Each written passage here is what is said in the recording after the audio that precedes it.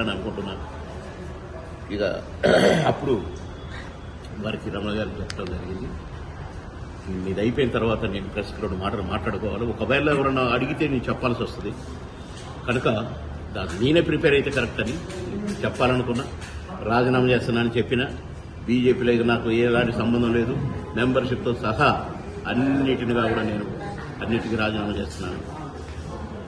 నాతోటి పోవాలని చూశారు. బీజేపీ ఏ పార్టీ అయినా నా పార్టీ గెలవాలని చూస్తుంది, కానీ బీజేపీ ఓడిపోవాలి అని చూసే పార్టీని ఈ పార్టీనే చూస్తున్నాను, ఈ లీడర్లనే చూస్తున్నాను. బాగా పనిచేసేటోళ్లు కావాలి, పని దొంగలు కానీ వెధవలు కానీ పోవాలని కోరుకుంటారు. కానీ ఇక్కడ వెధవలు కావాలి, మంచిగా పనిచేసేటోళ్ళని నిలగొట్టాలి, బాబోళ్ళు అంటే నిలగొట్టాలని ఇదేంటో ఈ టైప్ ఆఫ్ స్ట్రాటజీ ఉన్నటువంటి బీజేపీ పార్టీలో నాలాంటి వాళ్ళు పనిచేయడం కష్టమని డిసైడ్ అయ్యి రిజైన్ చేద్దామని డిసైడ్ అయ్యాను.